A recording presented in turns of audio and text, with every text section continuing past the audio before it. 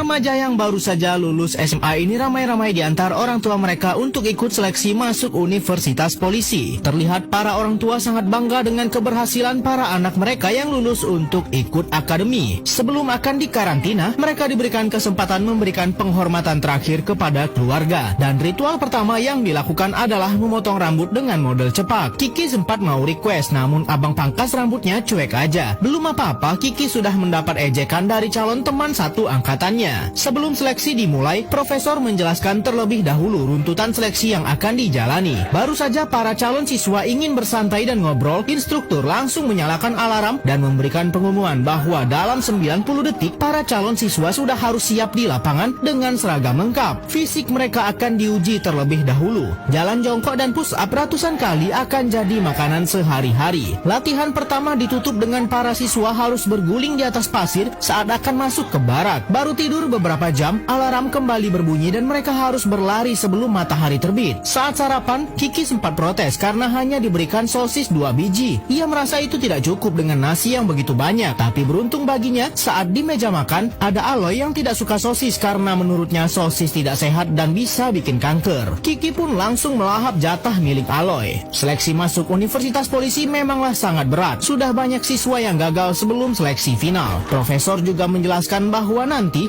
para calon siswa boleh memilih ilmu bela diri yang akan dipelajari untuk 4 tahun ke depan jika lulus seleksi. Akhirnya sampailah para calon siswa di seleksi terakhir. Instruktur menjelaskan bahwa dalam 1 jam mereka harus bisa berlari naik ke atas bukit dan turun kembali. Jika lewat, mereka gugur. Sambil berteriak, mereka mulai lari menyusuri bukit. Namun Aloy mendapat masalah. Ia tersandung sampai membuat kakinya cedera. Calon siswa lain tidak ada yang mau membantu. Lalu saat Kiki lewat di dekatnya, Aloy memaksa Kiki untuk membantunya sebab Kiki sudah memakan sosisnya saat sarapan. Aloy juga berjanji akan mentraktir Kiki daging steak premium. Ternyata Kiki setuju dan menggendong Aloy selama menyusuri bukit. Walaupun mereka sudah lewat dari 1 jam, Kiki dan Aloy tetap menghadap instruktur dengan jantan. Mereka sudah sempat pasrah akan gugur, namun ternyata instruktur membuat keputusan lain. Ia malah menghukum calon siswa yang lain karena tidak ada yang mau membantu Aloy padahal banyak yang melihatnya cedera. Alhasil semua siswa harus mengulang lari di bukit dan mereka berdua menjadi calon siswa yang lulus pertama kali masuk Universitas Polisi. Setelah ngobrol cukup panjang di ruang kesehatan, Aloy dan Kiki merasa cocok. Mereka pun memutuskan untuk berteman walaupun awalnya sempat merasa jengkel satu sama lain. Sampai hari pembacaan sumpah anggota universitas, mereka pun terus bersebelahan.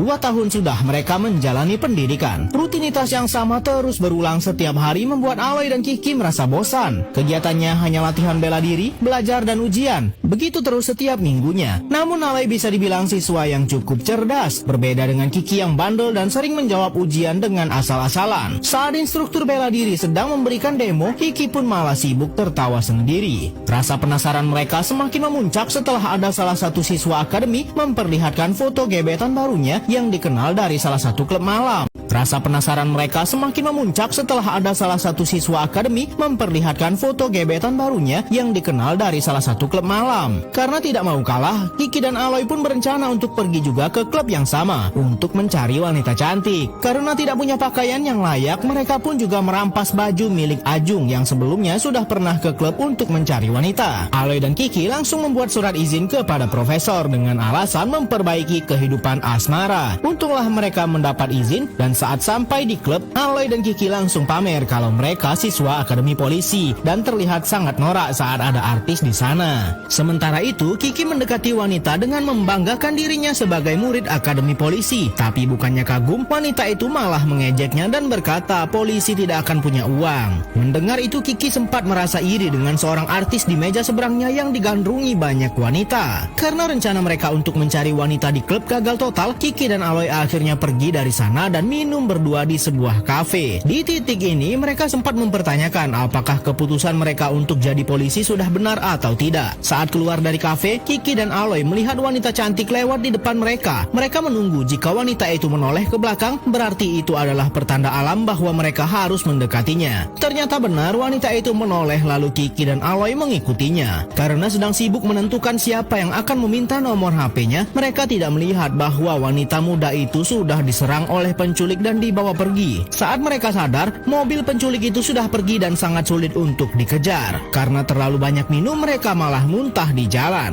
Sebagai seorang siswa akademi kepolisian, tentu saja mereka tidak akan membiarkan adanya kejahatan di depan mata. Mereka langsung pergi ke kantor polisi berniat ingin membuat laporan. Namun semua petugas sedang sibuk karena ada anak pengusaha kaya raya sedang dalam masalah dan semua anggota ditugaskan atasan untuk menangani dulu kasus anak pengusaha itu. Laporan mereka diabaikan begitu saja. Karena sudah tidak punya pilihan lain, mereka memutuskan untuk menangani kasus itu sendiri. Tapi ilmu kepolisian mereka masih belum cukup. Kiki teringat profesor di akademi pernah menjelaskan bahwa untuk menangani kasus, langkah pertama yang harus dilakukan adalah memeriksa TKP. Setelah kembali ke lokasi penculikan, ditemukan sebuah kantung hitam berisi benda yang lembek. Sempat mengira itu adalah organ tubuh. Ternyata isi kantongnya adalah topoki. Satu petunjuk ditemukan bahwa wanita yang diculik baru saja membeli topoki. Mereka pun langsung mendatangi semua kedai topoki dan bertanya apakah topoki ini berasal dari tempatnya. Awalnya cukup sulit untuk menemukan penjual yang cocok, tapi mereka tidak menyerah walau sudah diusir sana-sini, sampai akhirnya kedai topoki ini dibeli sudah ditemukan. Penjual mengatakan bahwa wanita yang membeli topoki ini sering datang ke tempatnya saat tengah malam, dan ia juga tahu tempat wanita pembeli itu bekerja. Mereka pun langsung datang ke alamat yang disebutkan dan ternyata itu adalah panti pijat. Karena mereka masih siswa akademi polisi, akan berbahaya jika ketahuan mereka masuk ke panti pijat.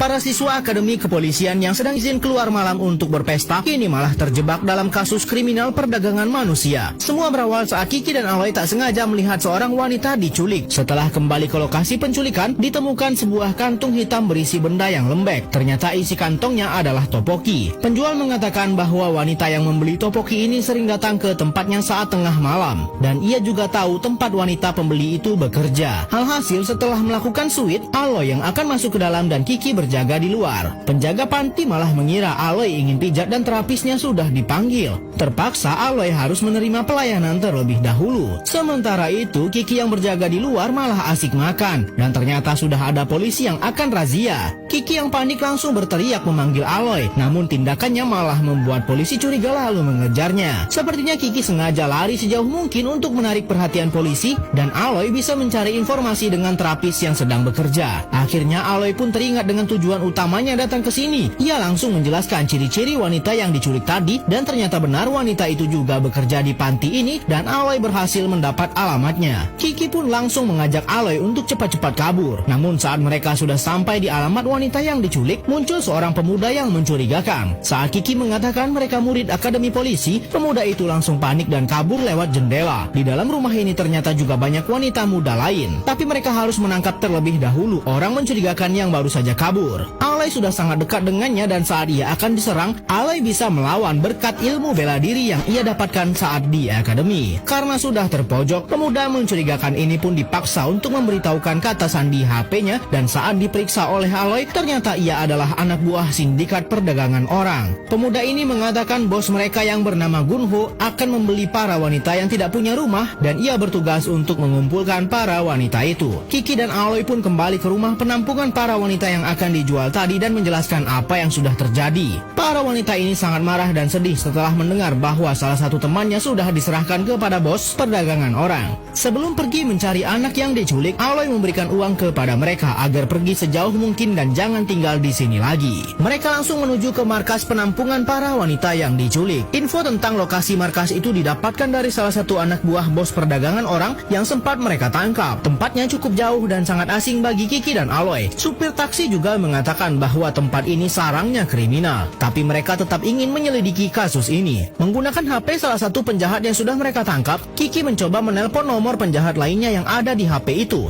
Ternyata penjahat lainnya tepat ada di depan mereka. Namun saat penjahat di depan mereka menelpon balik, HP di tangan Kiki malah berbunyi. Alhasil para penjahat ini tahu bahwa salah satu teman mereka sudah tertangkap, dan kini Kiki dan Aloy sudah terjebak di markas para sindikat perdagangan orang. Tapi karena mereka adalah siswa akademi kepolisian, Kiki dan Aloy tentu saja tidak akan diam saja. Berkat ilmu bela diri yang mereka pelajari, satu penjahat berhasil dilumpuhkan dan Kiki menusuknya dengan tusuk sate. Penjahat itu dipaksa untuk menunjukkan di mana mereka menyembunyikan para wanita yang diculik. Namun pergerakan Kiki dan Aloy sudah sampai ke anak buah lainnya. Tempat para wanita disembunyikan memang berhasil ditemukan. Namun saat Kiki dan Aloy akan menolong salah satu anak yang sedang kritis, anak buah dan bos sindikat perdagangan orang ini sudah mengepung mereka. Gunho, dalang dari kejahatan perdagangan orang di kota mereka. Kiki dan Aloy tak berdaya dibuat Gunho dan mereka pun tertangkap. Saat sudah sadar, Aloy benar-benar panik setelah mengetahui bahwa mereka disekap dan akan diambil organ tubuhnya. Akhirnya setelah diludah, barulah Kiki bangun. Untunglah Kiki masih kuat untuk mengangkat tubuhnya dan melepaskan ikatan tangannya. Setelah mereka berhasil lepas dari jeratan dan akan pergi dari sana, para anak buah sindikat perdagangan orang ini sedang tertidur lelap. Namun semuanya terbangun karena alarm di jam tangan Kiki berbunyi. Yang seharusnya mereka bisa lolos dengan aman, kini malah kembali dikejar-kejar puluhan penjahat. Bos besar sindikat ini juga turun tangan ingin menangkap Kiki dan Aloy. Namun para penjahat ini terhenti karena ada kantor polisi tepat di depan mereka. Bos sindikat itu pun membuat perintah untuk memindahkan dan menyembunyikan semua wanita yang sudah mereka tangkap. Kiki dan Aloy sempat ingin membuat laporan, namun polisi yang berjaga malah menyulitkan karena sibuk meminta kartu identitas. Sedangkan dompet mereka sudah diambil oleh para penjahat. Profesor yang mengajar di akademi polisi pun langsung datang menjemput Kiki dan Aloy.